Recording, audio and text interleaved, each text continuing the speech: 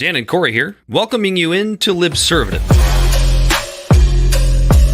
The great fundamental issue now before our people.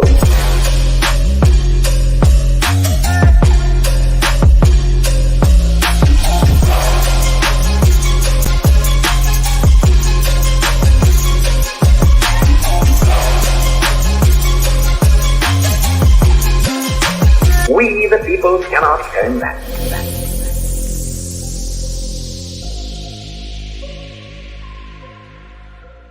Welcome in to another rousing rendition of Libservative, intellectual idiots fostering political and cultural literacy. For Bell the Bodysnatcher, he, as always, is Corey Walsh.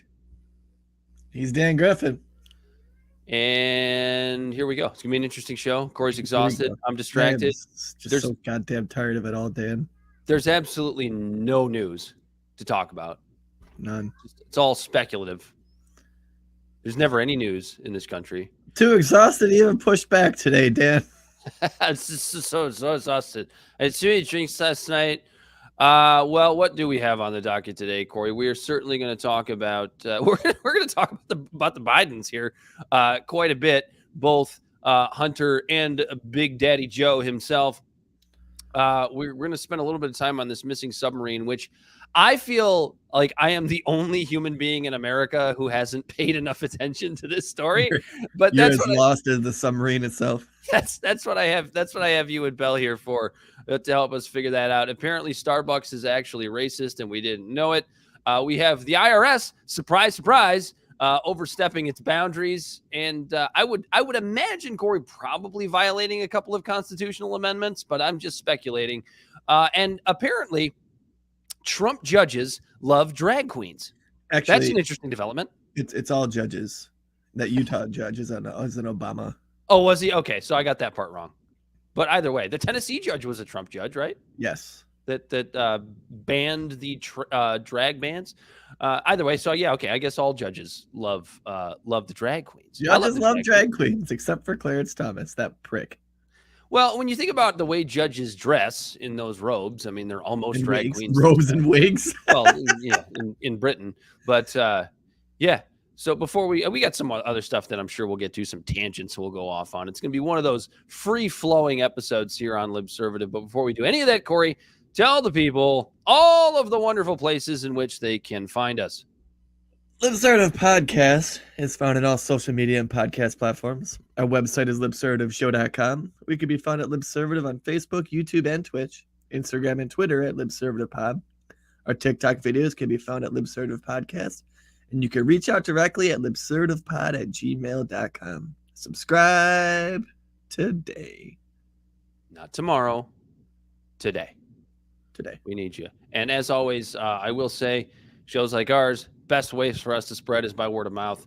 Tell one friend if you like the content, and we'll continue. Yeah, use that mouth at an exponential rate. Yeah, like the chicks on OnlyFans. Fantastic. Corey, Hunter Biden, getting the 1%er plea deal.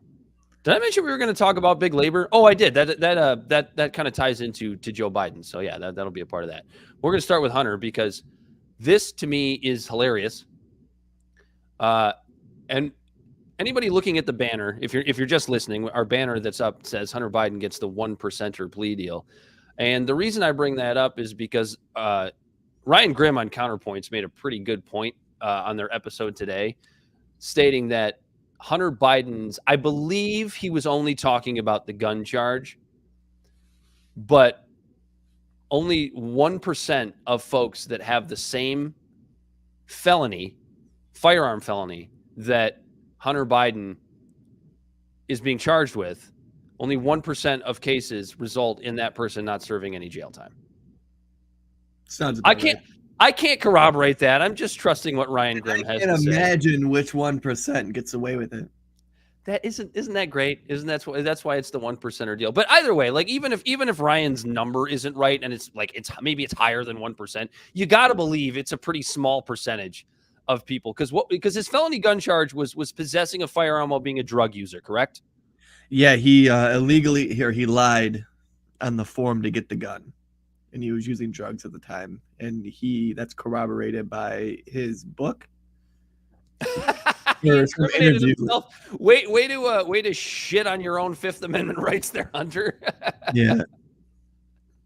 So I've got the AP piece pulled up in front of me. I'll just read a little bit of it off. President Joe Biden's son Hunter will plead guilty to, this was as of yesterday, will plead guilty to federal tax offenses, but avoid full prosecution on a separate gun charge in a deal with the Justice Department that likely spares him time behind bars. Hunter Biden, they always have to give their age, 53, will plead guilty to the misdemeanor tax offenses as part of an agreement made public on Tuesday, yesterday as of this recording. The agreement will also avert prosecution on a felony gun charge of illegally possessing a firearm as a drug user, as long as he adheres to the conditions agreed to in court. The deal ends a long-running Justice Department investigation into the taxes and foreign business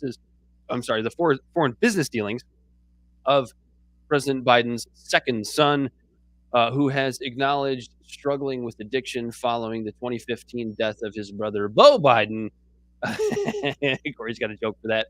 It also averts the trial that would have generated days or weeks of distracting headlines. That's an interesting one, the way the AP puts that. Distracting headlines for a White House that has tenuously sought to keep its distance from the Justice Department. Yeah. So he's getting the elitist deal,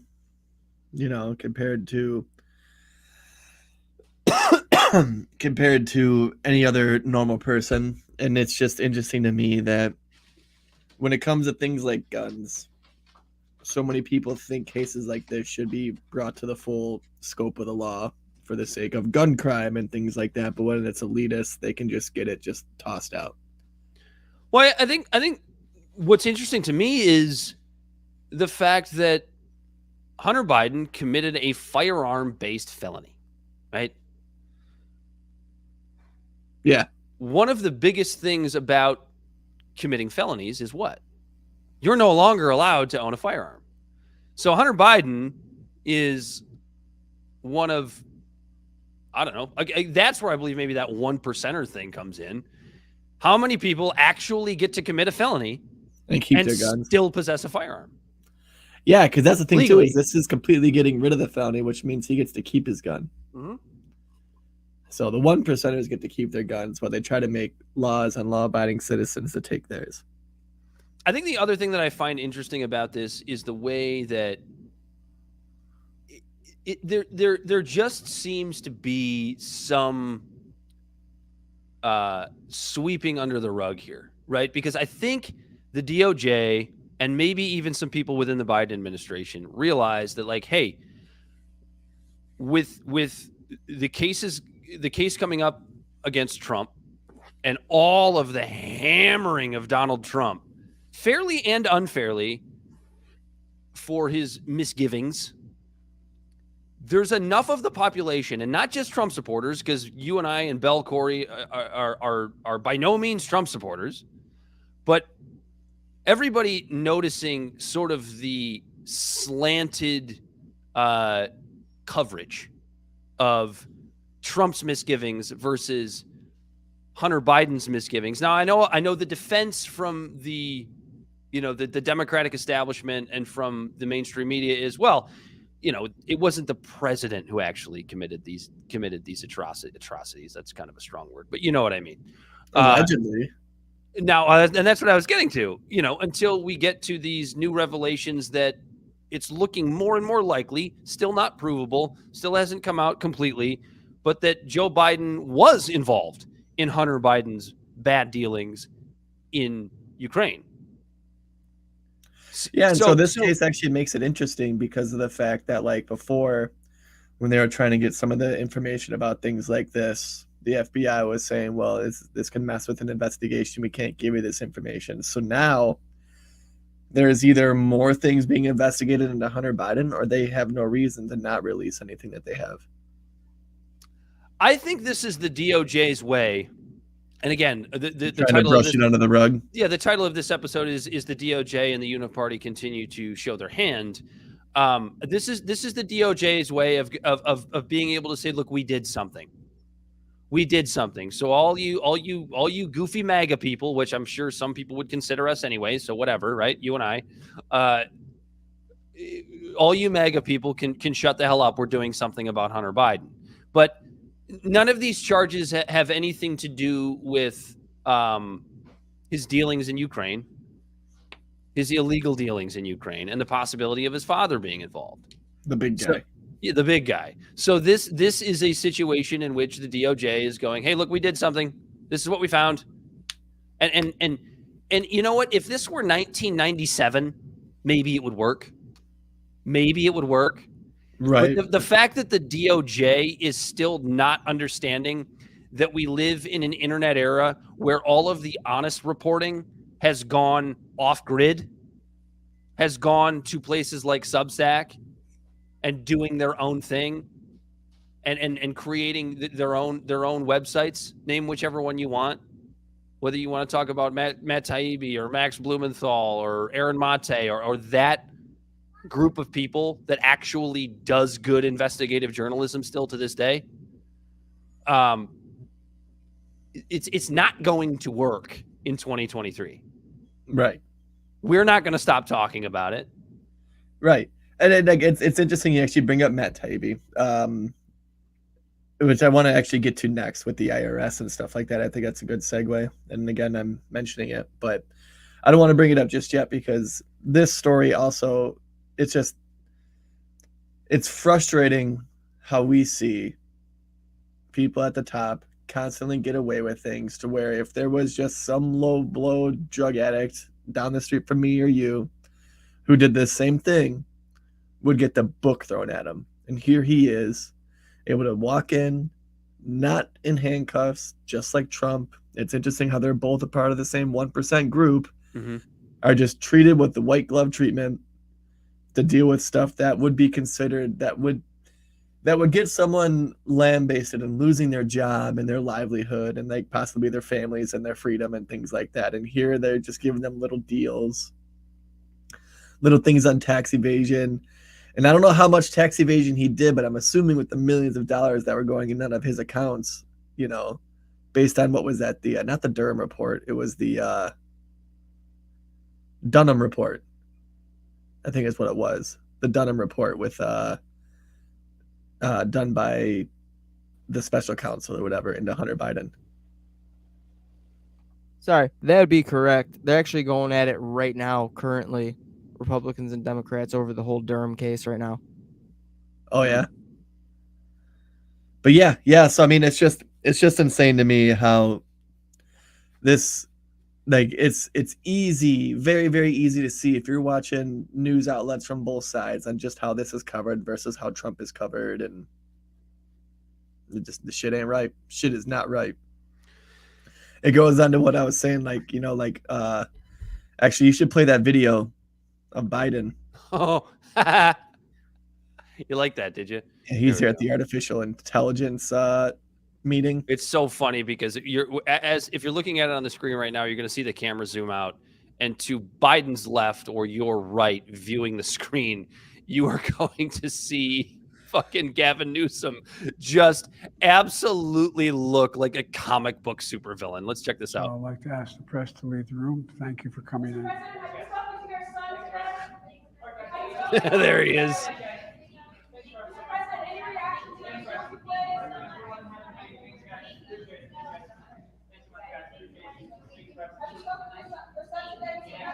I'm very proud of my son. And that's what leads us to the question is, does he think they're talking about Bo or Hunter? Yeah, I spoke to my son. I spoke to him last night. I spoke to him in prayer. Like, I wonder if behind the scenes, out of anger, he's ever said to Hunter Biden, like, the wrong son died. You know, like, I just picture him with, like, just getting angry and how he doesn't think, come on, man. No, he has to specify it. He goes, the wrong son died in Iraq. He even has to lie to his own son in his own head. He's lied to himself, yeah. He died in Iraq. My son Bo died in Iraq. And Gavin Newsom's over there. You could tell, like, the reason why he has that look on his face is he's just waiting. He's like, please just die right now. Just fucking die so I can run for president. Just He doesn't want that because God, it's Oh, still, no, he I don't does. but I don't even like. But well, if he feels the way most of us do about the fact that Kamala Harris is one heartbeat away from the presidency. Yeah, but if Biden died with the election coming up, I don't think that the Democrats would back Harris. Yeah, they would, because she's already in office. She'd be the incumbent at that point. They would have People to. didn't vote for her. They voted for Biden. But it doesn't matter. They would have to because she already holds the seat. She's an incumbent. She would be at that point the incumbent. They would have to back her, and it would be Corey, I'm not gonna lie. It would be a shit show. Don't get me wrong. It would be an absolute shit show. But yes, the Democratic establishment, absolutely. If I'm gonna say, God forbid, if God forbid Joe Biden dropped dead tonight, overnight, and Kamala Harris, we woke up tomorrow morning and Kamala Harris was sworn in as president, the Democratic establishment would absolutely back her. And they would have a really, really hard time defending it. Probably, but Gavin Newsom, the way he's been going at it with DeSantis and the way he's putting himself on the stage in the spotlight, he wants to run so bad. So bad. He's got to wait his turn like Hillary did. He's got to wait your turn. You got to wait. You got to wait your turn to be a shitty candidate. Oh my God. I could honestly see a Newsom Whitmer ticket. Yeah, maybe. Yeah. That would be interesting. I wouldn't support it, but yeah, anyway, that's Hunter Biden. He's getting the 1%er deal. The DOJ is absolutely trying to do their little bare minimum so that they can sweep this under the rug so that Biden doesn't have any issues come 2024, but it's not 1997. It's 2023 and it ain't going to work. Yeah, it's interesting because they don't control all the narratives. They can't, no mo. Even Fox can't even control the alternative narrative. They're not. They botch it all the time too. What are they going to put us all in prison? Yeah, that's the plan. Right? You're going to put us all in jail. That's the plan. What about Jumbo Joe himself? Jumbo Joe. Actually, I want to hop onto this one real quick because you want to go all over the place. You want to have no rhyme or reason to these. Well, this does have rhyme and reason because this is based on with Hunter Biden. So the IRS is overstepping its boundaries, Corey. Yes, they are. For the rest of us, but not for the 1%ers. They're just giving them little misdemeanors. But isn't that what we said too before we get into it? Isn't that what we said too when we found out? I think everybody knew this, that when Joe Biden was expanding the IRS and having more employees, which I don't even think have gone into effect yet, but this is what you'll see more of. What we're about to talk about. This is what you'll see more of. Should this go into place? About if you expand the IRS, they're going to go after the little person because it's easier. Yeah. So the House Judiciary Committee and its select subcommittee on the weaponization of the federal government received a report of an IRS agent conducting a field visit, allegedly providing an Ohio taxpayer an alias instead of his real name and using deception to secure entry into the person's home. Jordan said in the letter, Jim and Jordan, the incident reportedly occurred in late April in Marion, a city north of Columbus. Apparently, this guy, he gave him this name, Bill House. He showed up there to talk to this person, and the IRS agent told this woman that he can be at and go into anyone's house at any time that he wants to be, and that after receiving more than one request from the taxpayer's attorney, and he said that after the taxpayers asked him to exit the home, and before finally leaving the taxpayer's property, Agent House said that he would mail paperwork to the taxpayer and threatened that she had 1 week to satisfy the remaining balance, or he would freeze all her assets and put a lien on her house. The letter purported. So, the first thing I hear when you give off the sort of like quasi transcript there of what occurred, does that not sound like a scam? like some scammer trying to intimidate you into like giving money to like some Nigerian fucking prince, or you won money, like you won money somewhere, or you owe money at this place and it's urgent. Sense of urgency, right? They always say anybody that presents a sense of urgency is most likely a scammer. Yeah. That's the actual IRS sounding like an IRS scammer, which is unbelievably terrifying. A fake pseudonym, like a fake name, Bill House. No warrant, right? No Oh, warrant. and then to top it off, the Jordan claimed the IRS agent also lodged a complaint. So the lady called the police, and the police went to investigate it, like the local police.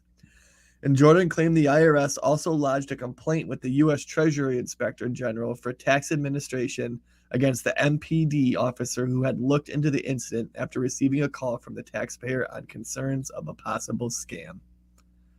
Because, like you said, it sounded like a scam, Sounds right? like a scam, yeah, 100%. She called the police to be like, I think someone's trying to scam me or something. So the IRS filed a complaint against the police department for doing their job.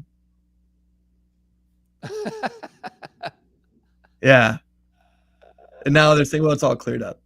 And it goes into the whole Matt Taibbi thing, that as soon as the Twitter files came out and he went and did his he presented in front of Congress or whatever, he had that hearing, IRS was knocking on his door and they were going through all of his paperwork too, like of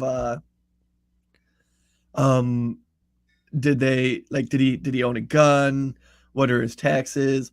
They were pilfering through all his stuff too, saying that he owed money over something that he already took care of. And that when the paperwork was all done, the IRS actually owed him money. But they were putting their muscle on Taibbi. They're putting their muscle like this on random people. But when top 1%ers get busted for this stuff, they just get a little plea deal, misdemeanor.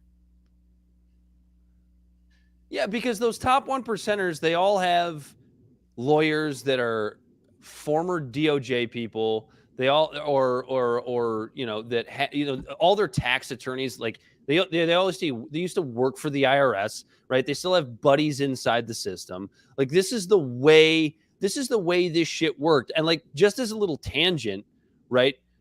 That applies to why Donald Trump is in more trouble than Hillary Clinton ever got into, because what they're both accused of are actually pretty goddamn similar, which is theirs are a lot more similar than like Biden and Trump and Pence. Everyone's like trying to compare Pence to him, but Hillary is actually the one that you want to. Essentially, they both mishandled documents, but where Trump fucks up is he doesn't have those attorneys, right? The Clintons have attorneys that used to work in the DOJ. They know how the system works. They have those lawyers still have buddies inside the DOJ. They know how to get around this shit. Like that's where Trump's biggest mistake was. Yeah, because if you remember when Hillary Clinton was told to hand over the documents and stuff like that, they smashed for the phones and shit. Mm-hmm. So I mean, it kind of does. It still ties into this IRS topic, which is that the 1%ers, they all have the right lawyers. They all have the lawyers that have the expertise and the friends inside of the establishment that are going to bring the charges toward you. Right. That's why when Biden's like, we're going to hire all these new agents and they're going to go after billionaires, make them pay their fair share of taxes. It's like bullshit. That's not what they're going to do. And thinking about it too, like when like a lot of times, like when we use that as an example, I don't want us to be cast in the same light as like other people when they try to defend Trump for this. They go, well, Hillary Clinton did the same thing. No, 100%. No, they both. And no, it's not that. It's like, no, I don't think anyone gets a pass because someone else did it. Fucking take them both down. I'm just saying. I don't give a shit.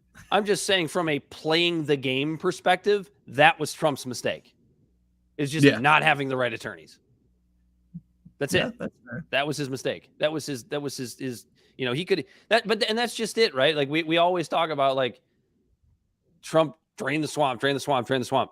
Dude, he's part of the swamp. Make no fucking mistake about it. He's playing it to his advantage. He's having fun with it. He's being an actor. He's doing what he's always been good at.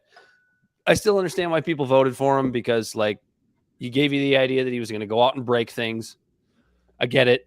I'm not mad at you, but He's no Hunter bad. S. Thompson has the perfect quote for what we're talking about right now.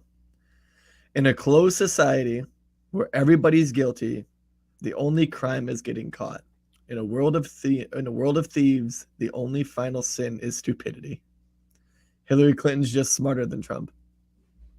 Yeah, hired the right attorneys, had the right people around her. That's exactly right. And I know you a great example, just like outside of politics, right? Of when everybody's guilty, the only issue is getting caught. I mean, the first name that came to my mind was Lance Armstrong. You remember all the shit Lance Armstrong got for doping and how they took away all his Tour de France titles? Everybody knows that cycling is full of blood dopers. Like it is an open secret. Is it really? I didn't know that. Yes, absolutely. Like there have been cyclists that have gone out there and tried to do it clean. And like there have been cyclists that have gone out there and kind of like tried to run these similar races, both on both blood doping and not, just to kind of see the difference in their own performance. Like they're openly doing this, not in competition, but like, hey, how much does this improve my ability? And they're all like, absolutely. There's no way everybody's not doping in cycling. There's no fucking way. He just got caught. Yeah, he was the one who got busted. And when you're the most high profile cyclist of all time, you know any other cyclists besides Lance Armstrong? I can't name any off the top of my head. I'd probably recognize Floyd Landis because he got busted. He was the other American that won the Tour de France after Lance. But yeah, he got busted doping too.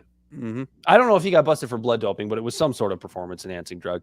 But yeah, it's like everybody's doing it, and it's the same way with politics and mishandling information and they're all fucking doing it. We all know this. It's an open secret now. But Trump is being scapegoated because it's easy to scapegoat him because he's an outsider. And people are going to hear this and think I'm like, for some reason, defending him. I'm absolutely not.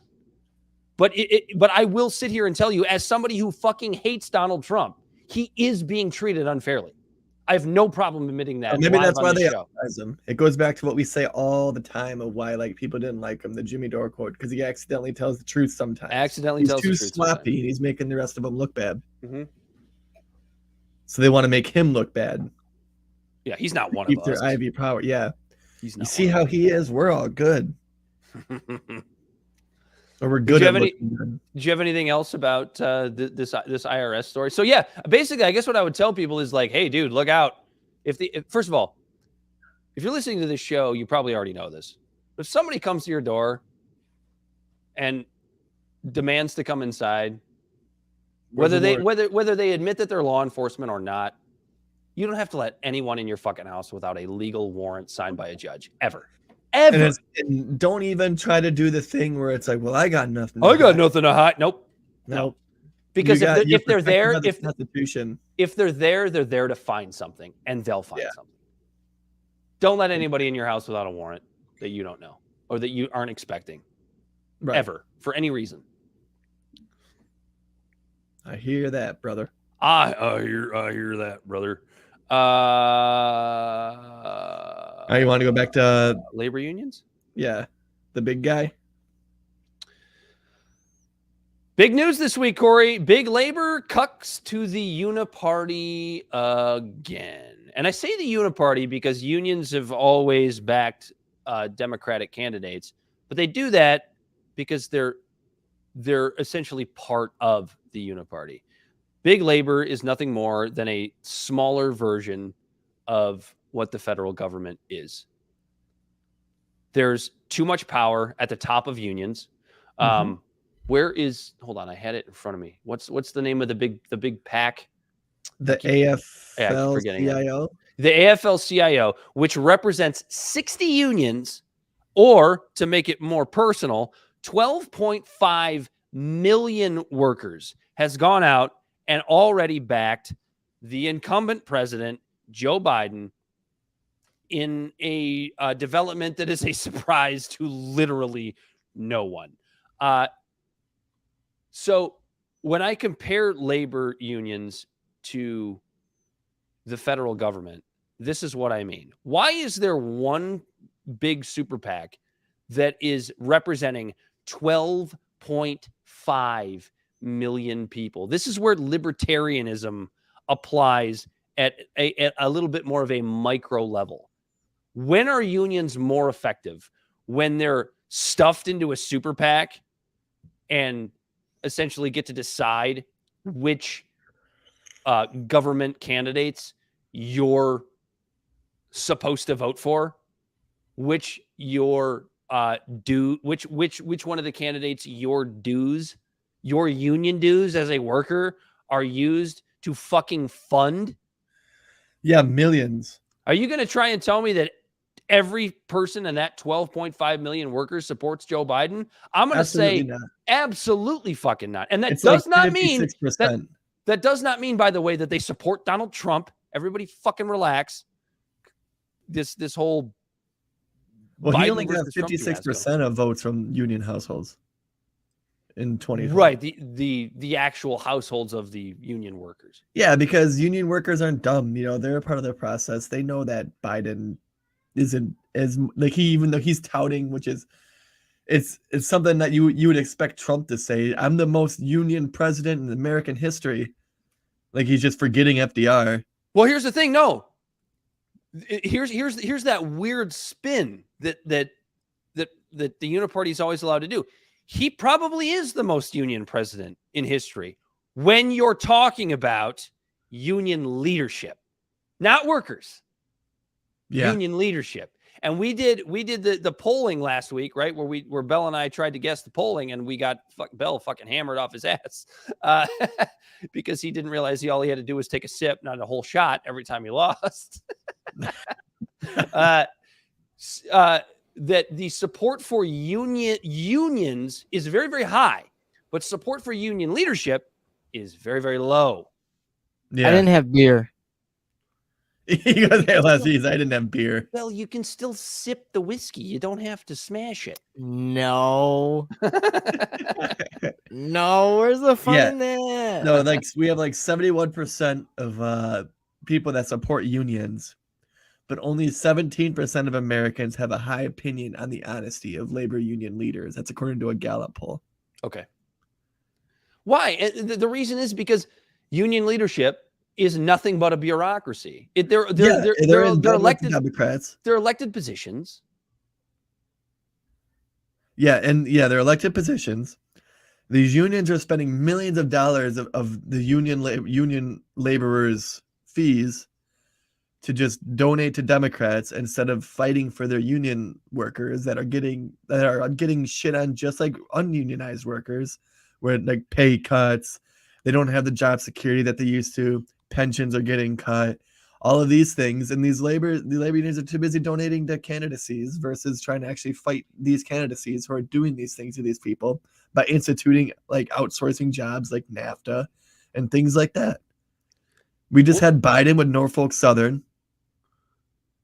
You know, the most labor union president blocked one of the biggest movements in labor history. Yeah, so for anybody who doesn't remember, what was it? The early winter this past year, where the rail workers were about to go on strike, and Biden basically said, "Nope, fuck you. You have to go back to work. People need to get their goods," and it's just like, and so essentially, cucking out to the big business and not actually supporting the labor union, instead of actually listening to what they had to say. Because if you remember correctly, and I don't remember all the details, and we don't have them in front of us right now, but I don't think those rail workers were asking for a lot. They were asking for more sick days. They were asking for less hours. Like normal things that human beings want so that they can live their lives and not have to be subject to their fucking job every single fucking day. The sort of thing that people go around, you know, when people go around and say, nobody wants to work anymore. Don't you love that one? Don't you love how both sides, the Democrats and the Republicans, both like to use that when it's really fucking convenient? Nobody wants to work anymore. No, maybe people don't want to work 80-hour fucking weeks at their union goddamn job anymore. Maybe they don't want to be stuck on a train with no sleep. And I don't know if that's true, but I'm picturing what it might be like to be a rail worker. And what I'm picturing is like being wide awake on a train for fucking 70 hours straight. I don't know if that's true. It's just the way I'm picturing it in my head. And even if it's not that bad, it's just like, dude, we have, that is one of the things that I love about the millennial generation is that we are doing a much better job at prioritizing our wives, our kids, and our balance and our own longevity. And people, you know, older generations look at that and they go, well, there's just nobody wants to work anymore. Like there has to be a way. Want to work 80 hours a week. There has to be a way to balance this out. And honestly, for the office workers, at least, obviously, you know, people that are involved in labor jobs can't do this, but like for the office workers, we've kind of found that, right? With at-home work, because what does at-home work do? First of all, it eliminates commutes. So for a lot of people, you might be shaving 2 hours off their day if they commute an hour each way to their job, even a half an hour. Saving 1 hour in your day, I know doesn't sound like a lot, but that's an hour that a father gets to throw the ball in the yard with his kids, right? That's an hour that a husband gets to come home and have a good conversation with his wife, maybe cook dinner. You know what I mean? Like there's only 24 hours in a day, and having one more to do to have your own therapeutic experience or live your life or do things that are important to you. I'm sorry, like that 1 hour is pretty big. Where can we incorporate the equivalent of sort of at-home office work and incorporate that into more blue collar work? Because that has to be done. Yeah, I know what you mean. Yeah, or just labor unions that just work for the people, in the very least, for the blue collar worker. It's all bureaucratic. It's all you know, and disgusting. it's just, if there was something else I wanted to bring up that now I can't think of. Oh, but he also the most pro-labor union president in the world, or in the history of America, or whatever. Mm-hmm.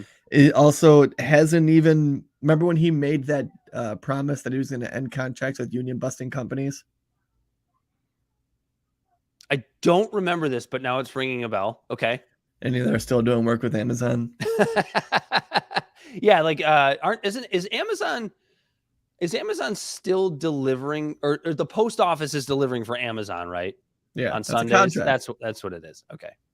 Yeah. So apparently that's not true. Amazon's still using their fucking missiles and stuff to get people to the US space station, or the International Space Station. You know, like, yeah. The most pro-union president literally put a knife in the back of the biggest labor movement in the history of our country with the Norfolk Southern. That took the wind out of the sails of so many things. Mm-hmm. And it's like you wonder why these blue collar workers are quitting their jobs. You wonder why, quote unquote, nobody wants to work anymore. Because like I've never been a union worker, so I can't speak to what it means to be a union worker. But what I picture is like, okay, I joined this union and I'm getting paid a good wage, you know, because it seems like unions at least do a good job of getting their workers paid. But when it comes to it's always about the other shit. That's exactly what the rail strike was about. Like, it's not always about cash. Like, I think we've all had jobs where I can remember a job that I had in particular, like fresh out of my quasi college, where I would make these complaints to my employer about just kind of the hours that I'm working, or it's like, I'm working too many Saturdays, or I'm working this, or just something that was like, just fucking with me, you know, like fucking with my mental state, fucking with my rest, whatever it may be. And he would always come at me with more money. And I would look at him and I would go, dude, I don't want more money. Like, I want more money. Don't get me wrong. I'll take it if you're going to give it to me. But that's not what I'm asking for. I'm asking for more flexibility, a little bit more flexibility in my schedule. I'm asking for maybe not having to work every goddamn Saturday. Like in these corporations and these unions, they always think like, well, if we just get them more money, that'll fix everything, right? Well, what is the point of making all of that money? And this is something that our generation does well as well. What is the point of making more money if you're going to die with all of it in your banking account because you work 80-hour weeks at the age of 65? What's the point? Right. I don't want the money. I want the time. Sometimes it's about the time. No, you're absolutely right. And it's just, here the labor unions again, just bending over for the Democrats, even though they ain't doing much for them. Thank you, sir. May I have another? Yeah. And again, I'm going to reiterate those numbers. 70% of Americans like unions, but 17% don't trust the labor leaders. And it's because you don't see these labor leaders act like fighting for their workers on like any sort of competent level. But then they turn around and take all their labor fees, the union fees, and donate them to Democratic candidates. And you wonder why they do that. Because it's I scratch my back, you scratch yours kind of thing. No, I scratch your back, you scratch mine. That's what I meant. I'm tired, Dan. I'm fucking tired. And look, look no further than the fact that the AFL-CIO represents 60 unions and 12.5 million workers. And going back to bringing libertarian ideals into unions, which is interesting because unions aren't a very libertarian idea. Okay. I think most libertarians would tell you that unions shouldn't exist in the first place. They're a little more supportive of right to work. But if you bring libertarian ideals into union leadership and you shrink the size, it's all it is. It's all it is. It's the equivalent of instead of paying your taxes top down from the federal government down to your municipality, paying your taxes from the bottom up from your municipality, and the federal government gets paid last. Just shrink it down, because if you have union leaders that are only representing, I mean, even at a large company, right? Or a large, local union, like say it's, I don't know, the carpenters and millwrights, right?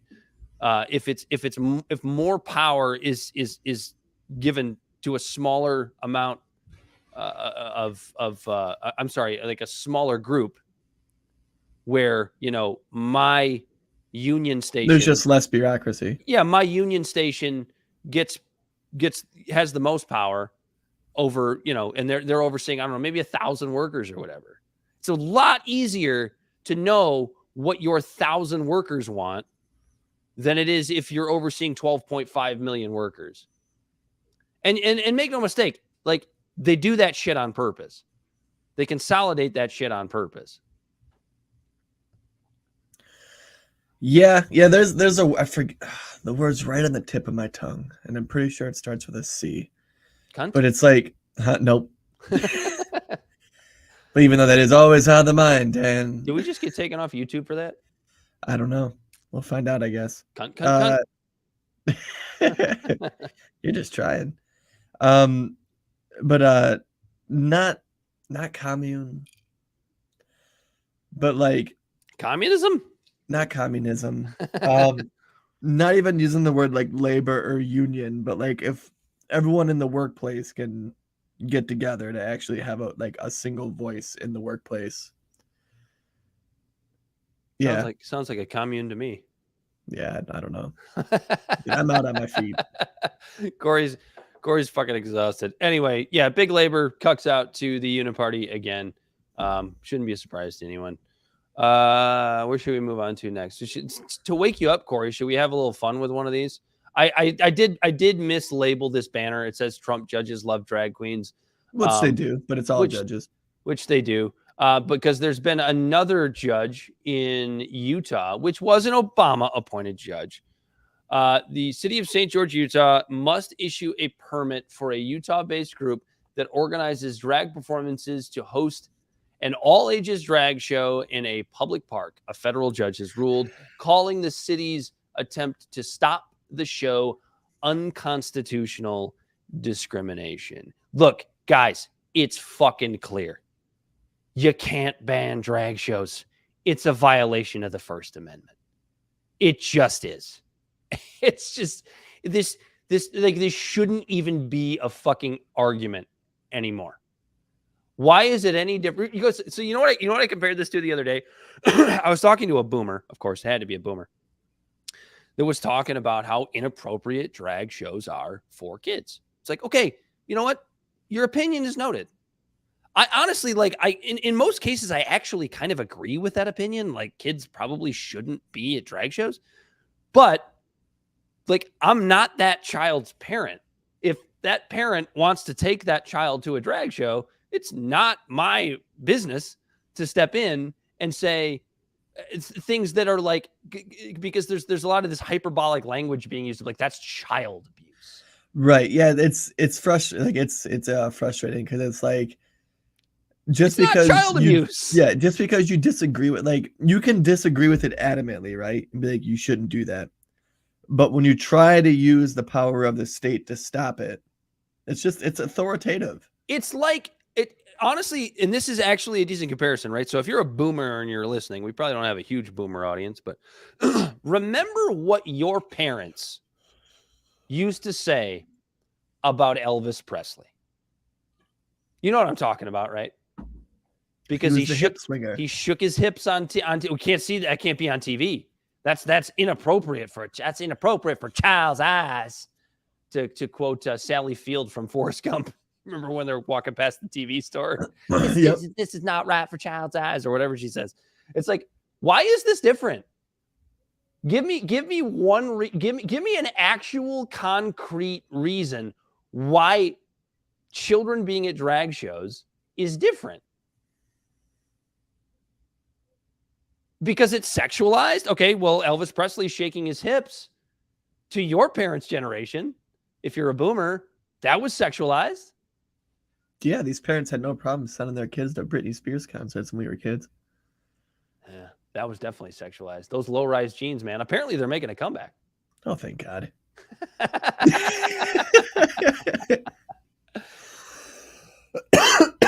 So, yeah, look. So Liberty Twitcher says some of the concerns are with the type of behavior at these drag shows. The drag queens give children lap dances. It's like, okay, well, I look at that and I see that's like an anecdotal statement. You know, I've never seen it. It might have happened, and probably did. I wouldn't be surprised if it did. But and again, what it boils down to, do you take your children to drag shows to get lap dances? No, and then that's your like American. Well, and that's just it too. Like that's the other part of it too, right? So yeah. So like if I took my kid to a drag show, which I probably wouldn't do, but let's just say that I did, and it was supposed to just be a drag show, just a man dressed up as a woman playing the clown, being funny. If you've ever been to a drag performance, which I have, it's actually kind of fun. It's just funny. It's just they're just being silly. Yeah, it's sexualized. There's some adult content, some adult jokes, right? If a drag queen comes up and gives your child a lap dance, it is your responsibility as a parent to say, that's not appropriate. Get the fuck off my kid. That's what it is. It's up to parents. It's not up to the government to say. It's not up to the government to say and that if you remember, what is appropriate. Well, who was it that won? Was it not Ingram? That's not the name. Who was the guy that won the North Carolina governorship? Northam. No, is it Northam? I don't know. I've had too many drinks in front of me. I'm blanking, but that guy, he ran on parents' rights. North Carolina, you said? Roy Cooper. Yeah, he's the one that ran. Roy Cooper. He's the Northam guy lost or whatever, right? Yeah, Roy Cooper is but he's a Democrat. You know that, right? Yeah. Then am I thinking of a different state then? Maybe you are, because Roy Cooper's a Democrat. One of the states, it might have been one of the. We know them Dems love drag queens. That's because that gets them votes. But no, one of the Republicans, they ran on parents' rights in the schools.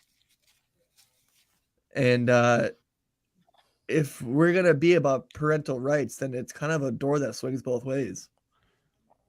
It has to be. Right. They don't. Are you talking about Glenn Youngkin in Virginia? Glenn Youngkin. Yes, okay. That's okay. All right. Yeah. That guy. I think Northam ran in Virginia too, but lost. Yeah. Yeah, it's Virginia. Glenn Youngkin is who you're talking about. Yeah. Yeah, he won on parents' rights. Mm-hmm. And I agreed with him on that. And I agree with these judges on this. It's up to the parents. Like, this is supposed to be a free society. And I also don't think that someone that's outside of that bitching about it should face any sort of like legal action either. Like that's their right to oppose this. Like that's the issue. Because I don't have a big issue with conservatives as a whole. I never really have. But I do hold a bit of animosity toward cultural conservatives, and I always have when it comes they want to expand the power of the state. When they want to expand the power of the state for censorship, but then they want to bitch about how the other side about how Democrats want to pull their shit off Twitter and do this. Yeah, because it's like both. Like we've always said this: both sides want censorship. They just want their own form of censorship. Exactly. So yeah, I mean, I look at like cultural conservatives they've always had this thing. It started with Elvis Presley, as I just talked about, and there was probably something before that. Even before that, like the Prohibition, Dan. Now we're on to rap music. You see the RICO charges against rappers, and they're using their lyrics and everything against them. I mean, it hasn't stopped. Yeah, Eminem was one of the ones that actually made free speech and rap and stuff like that. I'm just talking about even before him, it was Uncle Luke. The reason I gave the example of Elvis is because I feel like Elvis was like kind of the first like entertainment sexualization based censorship, and it's just been the TV same. Came out, it's been the same story ever since. Elvis is perfect because he's the first person that made like women go nuts, and you got him wet. And a sexual, you got him, yeah, dude. I mean, exactly. And it's just been the same thing ever since. There's always like this sexual fear that everyone that cultural conservatives have, and it's just like, like within entertainment, and it's just it's like when remember when violent video games were being scapegoated for school shootings? Yeah, today. Well, I mean. But you remember when you remember when they had like those 90s talk shows? Like there was like they tried to ban Mortal Kombat. Yeah, and it's like okay, then don't buy your kids those video games. It's you know what I mean? Like violence on TV. Don't let your kids watch the stuff. Like it's not that hard. It's not that hard to just be a parent. Like why? My issue with cultural conservatives around this stuff has always been stop fucking trying to parent other people's kids. Yeah.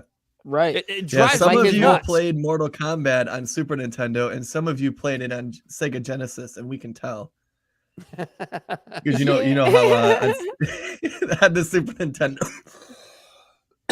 on the Super Nintendo they made it to where the blood was sweat, but on the Sega it was blood. Do you remember that, Dan? I don't remember that. If you played it on the Super Nintendo, when you got personally punched, had a Sega, it looked like so sweat. Yeah. And then on the Sega, it looked like blood. Yeah. I had a Sega, so I do remember the blood. I don't remember the sweat. So I don't think I played this. I didn't play a whole lot of Super Nintendo, but yeah, it's just like here it is. Cultural conservatives. I'm going to say the same thing to you that people have been saying to you since Elvis Presley was shaking his hips on TV. You don't like it? Keep your kids away from it. It's not that fucking hard. Nobody's demanding that you take your kid to that public drag show in the park. Right. But don't try to parent. Don't try to tell, and I'm not a parent, but Corey, you are. If you decided you took your kid to the Pride event a couple weeks ago. I mean, it was in the middle of the day. It wasn't anything too wild. If it did get a little obnoxious, I would have taken him away. But you would have made that decision for your son. Yeah, just like if I was at the beach and there was if it got a little inappropriate, or it made you uncomfortable having your kid around, you would have scooped him up and you would have left, as you should do as a parent. And nobody should tell you that you're abusing your child because you took him to downtown Ferndale while Pride was going on. That's bullshit. Right. And it was so hot, we were really only there for like 20 minutes. I mean, really, but I wanted to go and check it out. I wanted to go and see it for myself.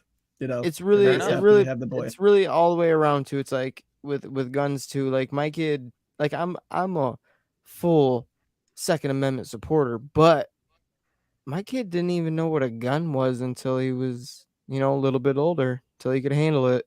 And now to this day, he don't want to touch a gun unless he's at the range and he can shoot it at a target.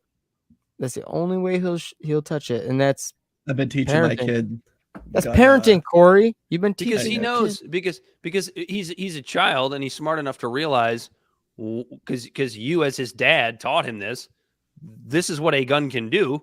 Right. Somebody can end up dead, and that's a problem. Right. His first question is, what if I shoot my mom? Like, buddy, good question. You're moving the gun from the middle shelf to the higher shelf. Oh no, like we were shooting at targets, we were just target shooting. And he was just like, what if I shoot my mom? I'm like, buddy, you're on a bipod, and if you're not even strong enough to pick this gun up, just you're good. And that's, but he's worried. No, he's worried. I'm actually glad Bell brought up the subject. I see what you're saying. He was asking it like from a point of concern. Yeah, he was genuinely worried. Like not like a kid that was interested in like shooting guns, but he was like worried of what was going to be happening if this happened. And that's what I wanted. That was my goal. Yeah. Well, I've been training TJ with gun safety on his Nerf guns. So I'm glad trigger control. So I'm glad you brought up. Pretend it's loaded. Keep it aimed away from people. I'm actually glad Bell brought that up because that is actually an interesting dichotomy that we could swing over to left wingers, right? Because you have people on the right that are like, oh, it's child abuse if you take your kid to a drag show. Well, there's folks on the left that think if you teach your kid how to use guns, you're abusing that child. That's child abuse. Yeah. And it's both fucking nonsense because both of them are in the first two amendments of the Bill of Rights. Yeah. And the second one, by the way, protects the first one. So yeah, it's really interesting how that dichotomy works out. How each side will accuse the other of child abuse simply for essentially teaching them about their First and Second Amendment rights. Isn't that interesting how that works? It's even less about that. It's more like, all right, this is in the world right now. Like, it's not the world you want it to be, but it's the world that it is. And I have to teach you these things, But I also kind of teach them that it is their rights. We keep a copy of the Constitution. I got a copy of the Bill of Rights right over here, as a matter of fact. He knows that point to your underwear. No, these are my Bill of Rights right here, brother. I got a little bookshelf over here. I got the Bill of Rights tattooed on my dick. I don't have that much room. Unfortunately, Dan, there wasn't enough room, and it just says Bill. Yeah, you might. No, it says bye, and I don't like it. It says bye, and it makes me uncomfortable to go to the bathroom in public. Bell's out. Anyway, shall we move on? You want to talk about Starbucks being racist against white people, which isn't a thing apparently? Yeah, sure. Yeah, so I don't know if everyone remembers this story, but in 2019, there was two black guys in a Starbucks on their laptops. And apparently, they have like a small business or whatever, and they didn't buy anything. They were loitering in the store. Mm-hmm. So a white manager of the store, there was a white manager and a black manager that worked there, and the white manager asked them to leave, and they refused to the point where the police had to be called. Now, when the police were called, it made a lot of bad press for the Starbucks, saying that the Starbucks was racist for kicking out black people. Mm-hmm. So about a month later, they fired this girl. Her name was something Phillips. I should have wrote her name down, but I forget it. But she said that it was racist because she was fired, but the other manager who was black, who was making these same decisions as her, wasn't fired. So there was a $25 million loss for discrimination against this white woman. And a key piece of evidence in the case centered on the testimony from a black district manager who said he thought race had played a role in Starbucks' decision to fire Phillips and allow him to remain with the company. Phillips appeared to further persuade the jury with her explanation for the alleged mistreatment, describing her firing as a part of the company's effort to minimize the public relations fallout from the arrests. The Starbucks was trying to say that she they fired her out of fear. Yeah, they fired her out of fear, but they kept the black guy. Mm-hmm. Out of fear. Exactly. Yeah, they fired her out of fear, and they kept the black guy out of fear, and they got caught in a discrimination trap, and she got $25 million for it. And I just thought it was interesting that that here it is, a white person getting a anti-discrimination case in their favor, and it just puts a real stick in, or puts a real stick in the spokes for everyone who tries to say that only black people and stuff get to play the race card when he or she just won $25 million for being white. Yeah, I mean, the interesting thing about the entire case is like it's just a situation of like two guys were loitering. I hate how all these cases, a case like that, two guys are loitering. Yeah, that's it. Get out. That should have been it. Buy a coffee or get out. But in context, this was, you figure 2019. This was George Floyd era. Things were pretty wild then. Everybody was walking on eggshells. Kind of sounds like bigotry of low expectations to me. That's a good way to put it. Yeah, we don't. We can't ask these loiterers with more melanin in their skin to pay the money to buy a coffee so that they can continue to use our Wi-Fi. It's just, I don't know. It's one of those weird things where it's like, maybe I'm going to sound like a boomer here. My boomer is going to show up for a second, but it's like, I would never just walk into a coffee shop just to use their internet for like, I would just like, I just by being there, I would just like, I would want a coffee, right? Just because I like to drink coffee and like I'm sitting in a coffee shop using the internet, I'm gonna buy a coffee. Sounds good. I'd like to have that. Can I have that coffee, please? And you know what? I'm gonna make my name say Merry Christmas, so the Starbucks can't say Happy Holidays. They have to say Merry Christmas. That'll show them. All right, Karen. Because I could just give that $5 to a homeless person and really show the season of giving, but no. Has there been any pushback on that story, or is it just like gone unreported? Because I think that one is a white person winning a discrimination suit. Yeah, I think that one. There's no legs to it. There's no. Yeah, it's not sexy. Like the right can't even be like Fox News can't even be like, hey, look, this white person. Oh, because it goes against their narrative. It goes against their great replacement theory narrative. You're absolutely right. So neither the left mainstream or the white or the right, same thing. Mainstream can gain any entertainment, infotainment quality out of it. Yeah, there's no gotcha in the endless culture war we have going on. Or as Krystal Ball likes to say on Breaking Points all the time, which drives me nuts. I hate when she says this. I want to slap my fucking radio when I hear her say this.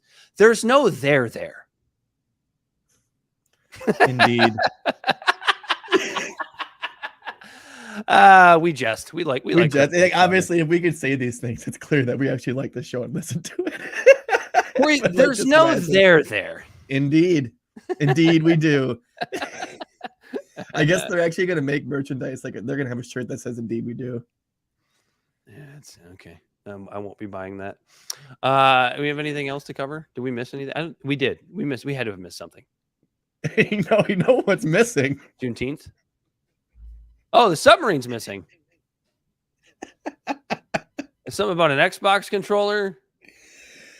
I don't mean to laugh, but that was just timed so well. You're like, something's missing. It's like, yeah, a submarine that everyone's talking about. Some submarine went missing. I haven't been paying nearly as much attention to this as the rest of America has. And the internet has not disappointed. The dark humor that you see coming out of people, like the memes that I've seen about this are so bad.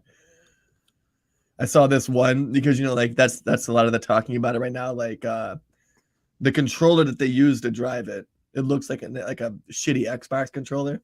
Mm-hmm.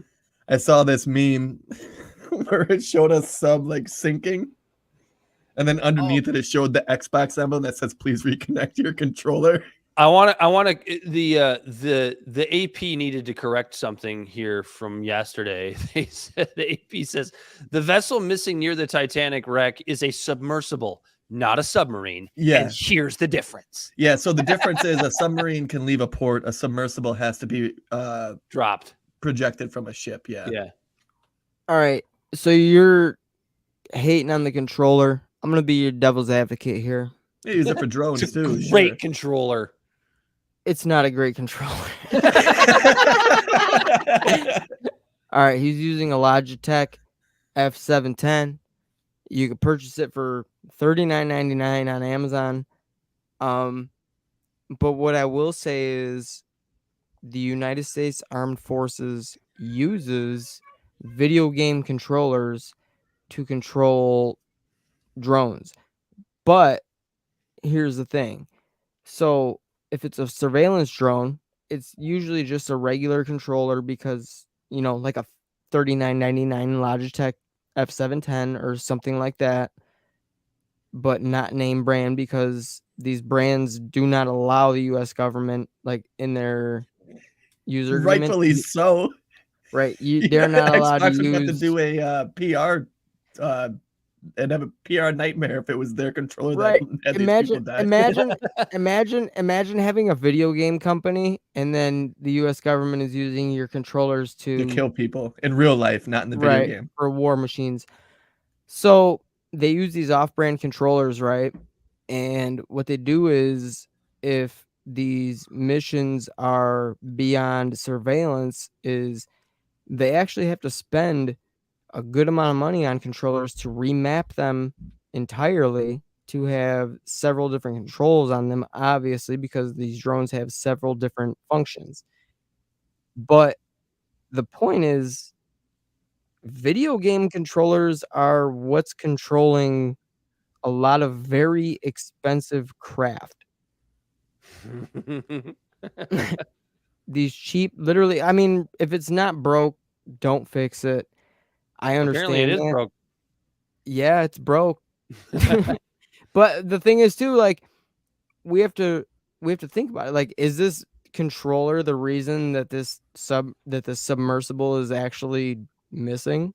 Probably not. I just like the AP had to write an article correcting the fucking grammar. I've seen so much. I've seen so much about this controller, and it's just. And you know how I hate my brother, right? Matt Walsh. Oh yeah, and it's your cousin, isn't it? Yeah, my cousin. Your cousin. Your brother cousin. He's so conservative. He's right. Corey's from Kentucky. Like we're obviously related. We have the same last name. Sorry, Kentucky fans. That's just a joke. But for once in a very, very, very long time, I've seen him actually have a decent take on this whole debacle, because everyone is just like, "Oh, they're all fucking idiots. Why would they do that?" Granted, the sub was basically a tin can with a couple rivets in it. But he said 10 hours ago, the entire history of exploration is full of eccentric men with lots of money who did reckless and sometimes suicidal things for the sake of discovery. We need such people. The world would be a smaller place without them. And you know what? He's actually right. Mm-hmm. What these people were doing was just trying something wild and eccentric. Granted, it's something that we can never afford or do. And the way people are shitting, the way people are shitting himself. He did actually, didn't he? Yeah. Yes, he did. But we're shitting on people for just being the natural curiosity explorers that we as humans are. And it had me thinking, like, internet wasn't around obviously in 1803 when Jefferson hired Lewis and Clark to go across the country to find a route, like a water route to the Northwest Pacific. Passage. Yeah. And it had me thinking, like, I wonder how many people were reading articles about them and going, those crazy bastards. Fucking they're gonna idiots. get fucking They're gonna killed. die. They're never coming back. Those guys are fucking morons. The first person to climb Mount Everest. I'm sure people thought they were stupid. I'm sure there was people at bars saying the people going to the moon are fucking idiots. Yeah. People die doing these things. It's just the ever weird instinctual need for us to expand. Well, I mean, I guess to play devil's advocate, there is a little bit of a difference here. Like, they were going to explore the Titanic. We've all seen it. We've all seen it through, whatever drone footage or whatever, whatever the hell they send down there. Tourism. Yeah, it's like a bunch of people fucking died in, April of 1912. People are still dying because of the Titanic, Dan. Well, maybe yeah, we might get them. We might get them. It's honest. Obviously, I hope that, like, this would be a great story to see that they fucking find them. Could you imagine? Yeah, that'd be pretty. I would love to read that book. That would be cool. One of these people survive. I hate to be this guy. It probably smells so bad in that little tiny sub. They're all pissing and shitting everywhere. Mm-hmm. But we all have to keep in mind that not much of our ocean is discovered. not much of space is discovered. And I hate to be this guy. I really hate to be this guy. But the only people that are doing it are these private fucking companies. I hate to be the guy. That's libertarian. That's the libertarian movement in you. I mean, really, do you expect NASA to do anything that SpaceX has been doing in the next 30 years? You don't. They can't. If you had asked me in the early 70s, I would have said yes. I wouldn't say yes today. Well, I mean, in the early 70s, you were either patriotic or you were not. I mean, so where they're looking, the water goes 2 miles deep. 2.5. 2.5 miles deep. Okay, then my number's a little bit off. That's a big difference. And it's double. The search area on the surface is double Connecticut, was it? Double the size of Connecticut? A little over twice the size of Connecticut, 2.5 miles deep.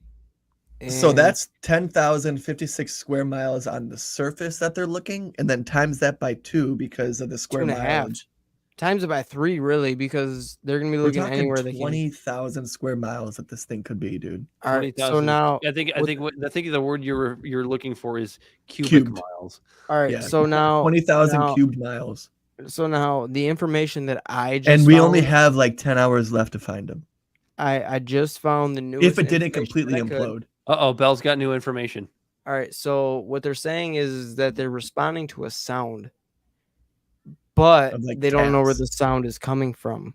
They don't know the origin of the sound, but the sound is coming at every 30 seconds. And that's what they're basing it off of. They just shipped out another 10 additional ships. Canada's helping. They're the Coast Guards there. They have Coast Guards helping. Pipe companies. Like everyone's rushing out there with their boats to save them. And God, I hope they find them. That would be a great story. They have. It'd be nice to see them survive and stuff like that. But they have probably 8 hours of oxygen left as we speak. It's 8:46 p.m. on June 21st. They have probably 10 hours of oxygen left, and I'm hoping for the best for them. I don't care if they're billionaires or not. I see a lot of people making a lot of these jokes like, "Oh, they're billionaires. Who fucking care?" I don't care. They're I still would rather people. see humans live. They're people, and I would rather see them live. There's a young boy down there. There's 4 other people down there. Why would you want to see any of these people die? I don't understand. Like I don't understand the mentality. I just don't. It pisses me off. That's because it's easy when there's a filter of the internet. There's also there's a lot of internet. There's I mean, even we were cracking jokes, but ultimately I don't. Yeah, you got jokes, but in the end, really, you want these people to prevail. That's the trollish nature of the internet. I know it's the trollish nature of myself. You ever been on 4chan, Bell? I am 4chan, Dan. We're supposed to hate and envy rich people. Anyway, yes, the Liberty Twitcher said. We're hoping for the best. Did we miss anything, Corey? Hopefully, we have good news to report next week after everybody's already reported the good news. No, I think we got to everything, man. We didn't get to the Juneteenth stuff, but it's like, hey, happy belated Juneteenth. Happy belated Juneteenth. I'm excited. I like Juneteenth. I'm hoping can I just say that? Yeah, I like, July 4th was when we declared our independence, and then June 19th was when literally every American got their independence. No. You know what the thing is Black people will celebrate July 4th. Mm-hmm. I will celebrate Juneteenth because that's when they became free. I became free on July 4th, 1776. That's when my family came over way after that, but still. Yeah, no, I know exactly what you mean. And then my black family members and my black friends, their ancestors got their freedom on June 19th. Why is there a controversy about this? There shouldn't be a controversy. I'm a huge proponent of freedom. The dumbest thing I've ever seen, and it seems like every year that Juneteenth comes about, there's less and less complaining, which is good. It's kind of waning. Yeah. But you remember when this holiday first came about, and like, don't even get me started on Juneteenth. Weird conservatives were like, what? We have 2 Independence Days now, and I was like, black people do. Yeah, we kind of do. We kind of do have to. Yeah, we do. We always did. You didn't become independent on June 19th. Like, the story behind it too is just like, Yeah, they had how to send can you the not army in. feel that? Like, how can you not feel that? They're trying to Right. they're trying to wipe out 4th of July, brother. No, baby. Where are they trying to do that? Like, who's doing that? It's so ridiculous. It's a great day to celebrate. It always should have been celebrated. It's Hell probably yeah. the only actual thing that Joe Biden's actually done for the black community. So there's that. I will say this: if you are going out of your way to not celebrate the freedom of your fellow American, then you need to then you don't enjoy reevaluate freedom. what you don't believe truly freedom is. appreciate freedom. Yeah, you need to You hate freedom. reevaluate what freedom is. Yeah, you hate freedom. Just put them all back in the cotton fields where they. Dude, Right, you tell right. like. I love telling people that on the left and the right. Like, why do you hate freedom? Why do you hate the Constitution? Yes. Oh my people god. so mad. Or when you have the opportunity to call a conservative a red. What are you, a red? You fucking Tory. I love that one. You fucking loyalists. Get out of here. We hang kings. It's really fun to have the opportunity to call like a left winger a fascist and call a right winger a commie, because there are opportunities daily on social media to do either of those things. Like, oh, really? You're a conservative? You could have had me fooled. Thought you were a communist. You a red? What are you, a red?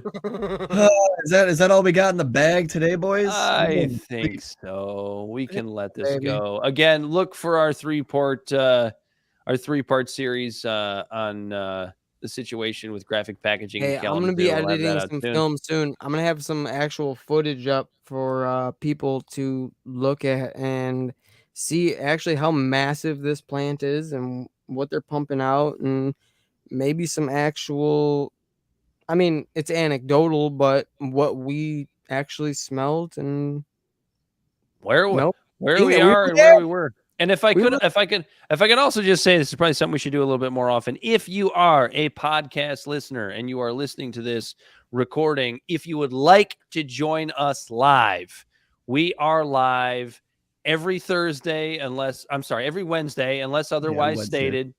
Every Wednesday, unless otherwise stated. We start the show at 7:30. Sometimes we go to 8:30, sometimes 9, sometimes we go a little bit longer. But if you're here on Twitch, on YouTube, on Facebook Live, or on Twitter, we're in all those locations. If you're a listener, you want to get with us live, please join us. Give us your comments. We're always happy to read them live on air and have the discussions with you live. So 7:30 every Wednesday on Twitter, Facebook Live, YouTube, or Twitch. Any of those four will work. We can see all your comments. So please join us. Yeah, Libservative Podcast is found on all social media and podcast platforms. Our website is libservativeshow.com. And we can be found at Libservative on Facebook, YouTube, and Twitch. Instagram and Twitter at LibservativePod. Our TikTok videos can be found at Libservative Podcast, and you can reach out directly at libservativepod@gmail.com. Subscribe today. Yeah, that's it. For Bell the Bodysnatcher, he, as always, is Corey Walsh. He's Dan Griffin. This has been Libservative, intellectual idiots fostering political and cultural literacy. And until next time, we are out of here. Peace.